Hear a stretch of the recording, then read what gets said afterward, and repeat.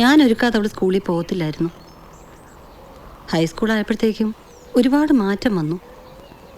ജോക്കുട്ടൻ ജനിച്ചതിന് ശേഷമാണെന്ന് എൻ്റെ സംശയം. ഏയ് അതൊന്നുമല്ല. ജോക്കുട്ടനെ അവൾക്ക് ഇഷ്ടമായിരുന്നു. ഇവള് ജോക്കുട്ടനെ പ്രസവിച്ച് കിടന്ന സമയത്ത് ജുവൽ ഒത്തിരി അഡ്ജസ്റ്റ് ചെയ്യുന്നുണ്ടായിരുന്നു. അവളങ്ങനെ അഡ്ജസ്റ്റ് ചെയ്യേണ്ടി വന്നപ്പോൾ ഉള്ളിൽ ദുഃഖമുണ്ടായിരുന്നിരിക്കാം. അമ്മയ്ക്ക് അനിയനോടാണ് കൂടുതൽ സ്നേഹം, അങ്ങനെ വല്ല തോന്നലുകളും.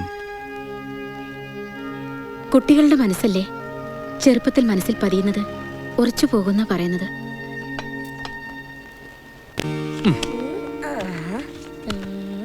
ഡാൻ ബ്രൗണിന്റെ ഏഞ്ചൽസ് ആൻഡ് ഡീമൺസ് എന്ന നോവൽ കഴിഞ്ഞ ദിവസം കിട്ടി. ഒറ്റ ഇരിപ്പിന് വായിച്ചു തീർത്തു. അത്ര ഇൻട്രസ്റ്റിംഗ് ആയിരുന്നു. ഡാൻ ബ്രൗൺ എടോ ഡാവിഞ്ചി കോഡിന്റെ റൈറ്റർ. ഓ അതൊരു മൂവി ആക്കിയില്ലേ? നിങ്ങൾ കളിക്കുന്നു. ഓ ഇപ്പഴാ ഞാനൊരു കാര്യം ഓർത്തെ. എന്റെ ബീറ്റിൽസിന്റെ CD കൊണ്ടുപോയിട്ട് തിരിച്ചു തന്നില്ലല്ലോ. അത് എന്റെ ഒരു ഫ്രണ്ടിന്റെ കയ്യില. ദേ രാഹുലെ, എന്റെ CD നഷ്ടപ്പെടുത്തി കളയരുത്. ഇവിടെ എന്തോരം ഗുസ്തി പിടിച്ചിട്ടാണെന്ന് അറിയാമോ ഓരോന്ന് മേടിക്കുന്നേ. ഓ കളയത്തില്ല. ഇനി എന്തെങ്കിലും പറ്റിയാ തന്നെ പുതിയ ഒരെണ്ണം വാങ്ങിത്തരാം. പോരെ? എടാ ജോക്കട്ടാ പോലടാ. എനിക്ക് വിശക്കുന്നു. ബീറ്റിൽസും ഡാൻ ബ്രൗണും. ജുവൽ എന്നും താമസിച്ചു വരുന്നതല്ലേ ക്ലാരയുടെ ഇപ്പോഴത്തെ പ്രശ്നം. അതിനൊരു കമ്പ്യൂട്ടർ അങ്ങ് വാങ്ങിച്ചു കൊടുക്ക്. അങ്ങനെയാകുമ്പോൾ പുറത്ത് ചാറ്റിങ്ങിന് പോകില്ലല്ലോ. ഞാൻ മേടിച്ചു കൊടുക്കാന്ന് പറഞ്ഞ അപ്പൊ ഇവളാ പറഞ്ഞ വേണ്ടാന്ന്. പറയുന്ന ഒന്നും അനുസരിക്കത്തില്ലെന്നേ. എല്ലാം അവക്ക് തോന്നിയ പോലെ കാര്യങ്ങള്. എല്ലാ ഇഷ്ടവും അങ്ങ് സഹായിച്ചു കൊടുക്കാൻ പറ്റുമോ? ഇന്നിപ്പോ കമ്പ്യൂട്ടർ ചോദിച്ചു, നാളെ കാറായിരിക്കും. നീ ഇങ്ങൊന്നേ, നിനക്ക് വേണോടാ കമ്പ്യൂട്ടർ? ഇപ്പൊ ഈ പ്രായത്തിലുള്ള എല്ലാവർക്കും സ്വന്തമായി കമ്പ്യൂട്ടർ ഉണ്ട്. ഒരെണ്ണങ്ങ് വാങ്ങിച്ചു കൊടു. കമ്പ്യൂട്ടർ മാത്രം പോരല്ലോ മേരി, ഇന്റർനെറ്റും വേണ്ടേ? കമ്പ്യൂട്ടറിന്ന് ഇന്റർനെറ്റ് എന്നൊക്കെ പറഞ്ഞ് എന്തൊക്കെ മോശത്തരങ്ങളാ. പത്രത്തിൽ എന്തൊക്കെ വായിക്കുന്നു. എല്ലാം അറിഞ്ഞു വെച്ചോണ്ട് എങ്ങനെയാ മേടിച്ചു കൊടുക്കുന്നേ? അതിലൊന്നും ഒരു കാര്യമില്ല ക്ലാരെ. ഇപ്പം നിങ്ങൾ വീട്ടിൽ കമ്പ്യൂട്ടർ ഉപയോഗിക്കാത്തതുകൊണ്ട് ജുവൽ ഇന്റർനെറ്റ് ഉപയോഗിക്കാതിരിക്കുന്നുണ്ടോ? പുറത്തു പോയി ഉപയോഗിക്കുന്നതിനേക്കാൾ എത്രയോ ഭേദമാണ് നമ്മുടെ മുന്നിലിരുന്ന് ഉപയോഗിക്കുന്നത്. നീ തീരുമാനിച്ചോ, അതുപോലെ ഞാൻ ചെയ്തേക്കാം. കണ്ടുപഠിക്കേ. ഒന്ന് പോടിയൊന്നു. ഇത്രയൊക്കെ അനുസരിച്ചിട്ടും ഞാൻ ഇവൾക്ക് വേണ്ടി ഒന്നും ചെയ്യുന്നില്ലെന്നാ തോമാച്ച കംപ്ലൈന്റ്. പെണ്ണുങ്ങളെല്ലാം അങ്ങനെയാണോ?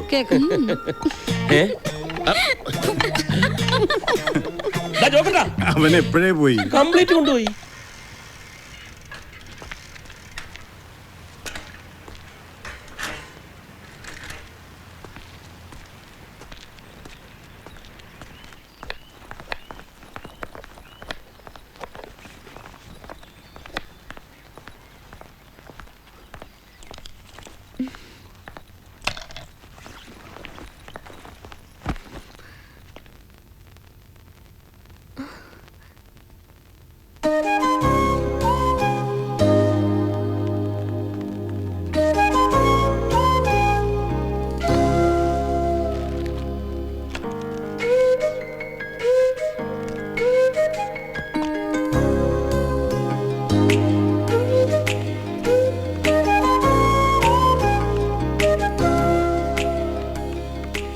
കമ്പ്യൂട്ടർ ഇഷ്ടമായോ?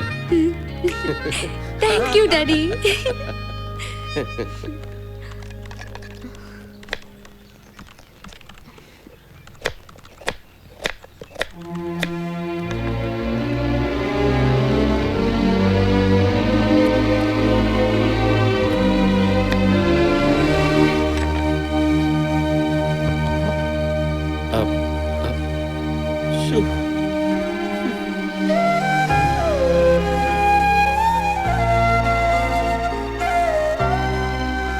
Mummy, thank you mummy. Thank you so much.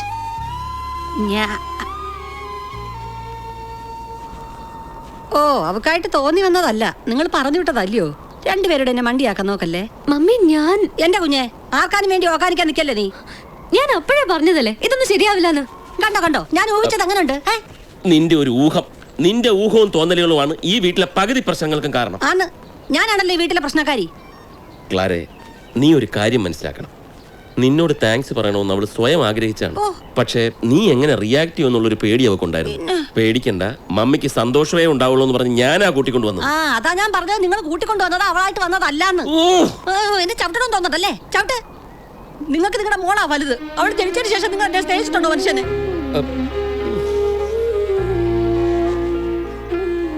ഞാൻ തോറ്റു. എന്നെ വെറുതെ വിട്ടത്. ഉത്തരം മുട്ടിപ്പോയല്ലേ? പൊയ്ക്കോ. ഉത്തരം മുട്ടിയതല്ലടി, നിന്നോട് പറഞ്ഞിട്ട് കാര്യമില്ലെന്ന് ഓർത്തട്ടാ.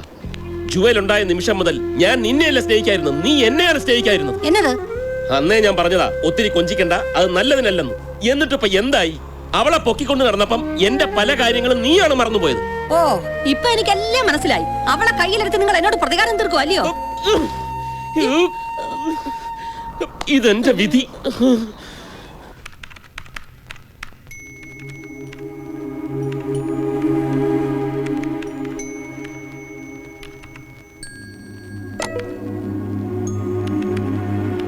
ഇത് അമീർ, എന്റെ പുതിയ ചാറ്റ് ഫ്രണ്ട്. ഞാൻ ആദ്യമായി അമീറിനെ പരിചയപ്പെടുന്ന ദിവസമായിരുന്നു. അമീർ ഒരു ഫാഷൻ ഡിസൈനിങ് കമ്പനിയിൽ വർക്ക് ചെയ്യുന്നു. A chronic bachelor. He's an orphan. അവനൊരു അനാഥനാണ്. ഇത്രയും കാര്യങ്ങളെ അയാളെക്കുറിച്ച് എനിക്കറിയൂ. ചാറ്റിങ്ങിൽ പരിചയപ്പെടുന്നവരെ പെട്ടെന്ന് വിശ്വസിക്കാൻ സാധിക്കില്ലെന്ന് എനിക്കറിയാം. പക്ഷെ എന്തോ അവനെ ഫ്രണ്ടായി കൂട്ടാൻ താല്പര്യം. ഒരുപക്ഷെ അവന്റെ അനാഥത്വമാണ് എന്നെ ആകർഷിച്ചതെന്ന് തോന്നുന്നു. എനിവേ, ഞാനൊരു പെൺകുട്ടി ആയതുകൊണ്ട് ഞാൻ ചില മുൻകരുതലുകൾ എടുത്തു. ഹായ്, എന്താ പേര്? ലക്ഷ്മി. അതൊരു കള്ളപ്പേരാണല്ലോ. സാരമില്ല, നമ്മളിപ്പോ പരിചയപ്പെട്ടതല്ലേ ഉള്ളൂ. You will have a tinge of distrust on me. Are you really an orphan? ശരിക്കും അനാഥനാണോ? മാതാപിതാക്കളും ബന്ധുക്കളും ഇല്ലാത്തവരെയാണല്ലോ നമ്മൾ അനാഥർ എന്ന് വിളിക്കുന്നത്. In that sense I am an orphan. But I have lots of people to love me and to be loved. സ്നേഹിക്കാനും സ്നേഹിക്കപ്പെടാനും ധാരാളം ആൾക്കാരുണ്ട് എനിക്ക്. ഓക്കെ, ലക്ഷ്മിയുടെ നാട് എവിടെയാണ്? സി മിസ്റ്റർ അമീർ, നമ്മൾ ജസ്റ്റ് പരിചയപ്പെട്ടതേ ഉള്ളൂ. I can reveal my identity.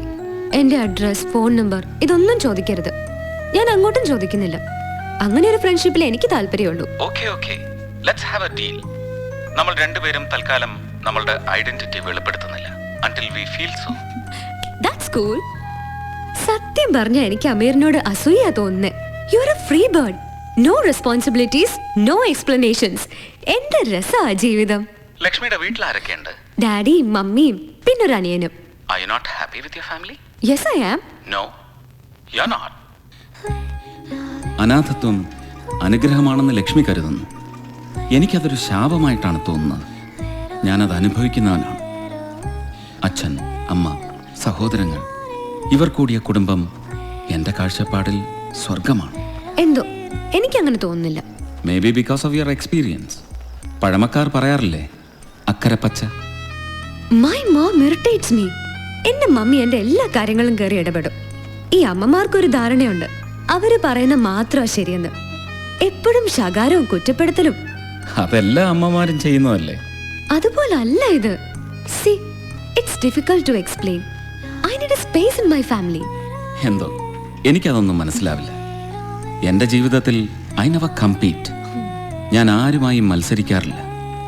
ജീവിതത്തെ എന്താ പറയുക, take life as it comes. That's my policy.